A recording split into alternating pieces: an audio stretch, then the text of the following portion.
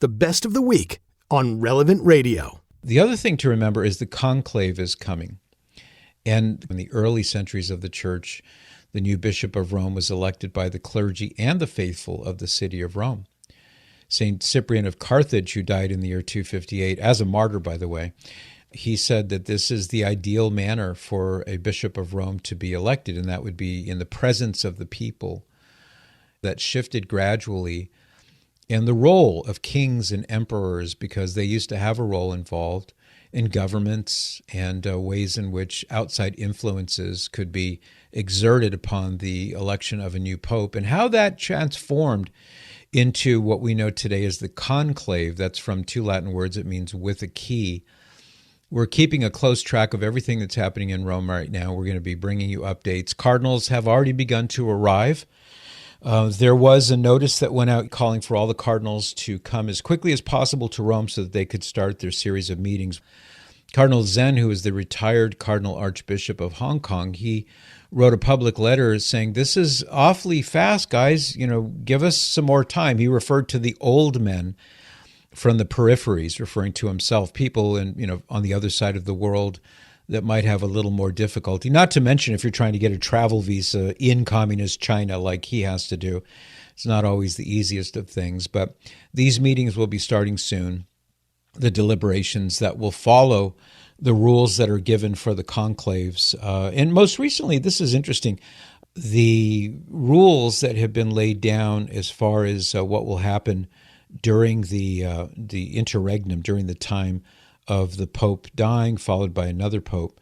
So some quick things on that. Some instructions that were left most recently by Pope Francis.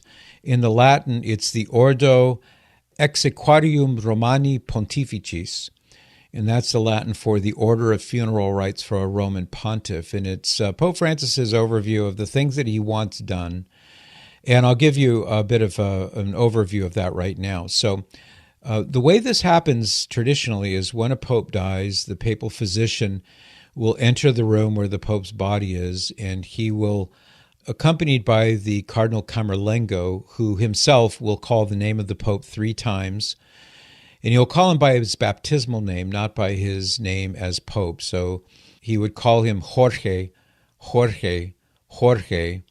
And that's, in other words, symbolic of making sure that he's not merely asleep or incapacitated, but that he's actually dead. That's a ceremonial thing, but it is done each time a pope dies. Then the Camerlengo would pronounce the death formally, and the fisherman's ring, which the pope wears, which bears his seal and the other seal that is used to maybe sign documents and seal them in hot wax, those would be destroyed. And the reason for that is that they don't want somebody making use of those symbols of office to push through something that didn't actually come from that particular pope. After the prayers at the ceremonial calling of the name, then the body is prepared and put in vestments. These are the traditional papal vestments. Certain psalms and prayers are said as part of the transfer of the body from where the pope died, in this case the Casa Santa Marta, and it is moved to the Basilica of St. Peter. And then that follows the Novendiales, which is that 9 days of mourning and the masses that you'll be seeing and hearing right here on Relevant Radio. You'll be seeing some of that televised. The body of the Pope will lie in state in the Apostolic Palace, or it could be in the Basilica, according to St. Peter. The erstwhile scheduled canonization of Blessed Carlo Acutis has been postponed. It has not been canceled, but it has been postponed. I received a text message from a friend this morning who said he wanted to know, why is this the case? He said, here's the text. He said, why no canonization when there's no pope? Why is the canonization of Carlo Acutis on hold? And he has a few other questions about maybe who the next pope would be. But the answer is mainly because the 9 days of preparation and mourning before the burial of the pope, that's taking place right now. And that takes precedence over everything else. It takes precedence over a canonization.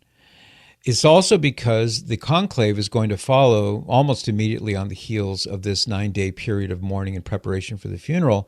And everybody's busy getting ready for the conclave. because they have the cardinals arriving. They're preparing the quarters where they will lodge during this time. They're preparing the Sistine Chapel itself and the voting and the ballots and all that stuff. There's a lot that goes into that.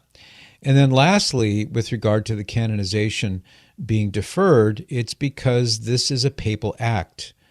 The church doesn't canonize people outside of the Pope doing this. So the Pope himself is the one who does these canonizations, and therefore, when there is no Pope, there are no canonizations. So it's not any kind of a negative toward Blessed Carlo Acutis, or for that matter, any beatified person who is preparing to be, or the church is preparing rather, to canonize them. This is something that is done by the Pope. Now, some people have said, well, isn't this an infallible act? Now, there is a discussion and a difference of opinion among theologians on this issue. Some hold that it is an infallible act insofar as if the Pope declares it, it is a matter of faith insofar as, although it's not doctrinal, it touches upon the faith of the universal church in the intercession of the saints. So when somebody is beatified, and more particularly when the person is canonized, that is the Pope's official act of saying to the whole church, this person, man, woman, boy, or girl, is in heaven, is worthy of veneration, worthy of a feast day, for example, in the church's calendar of saints, and is able to receive your requests for intercession. So when you ask the Blessed Virgin Mary and the saints to intercede for you, it's because that you know that they are in heaven.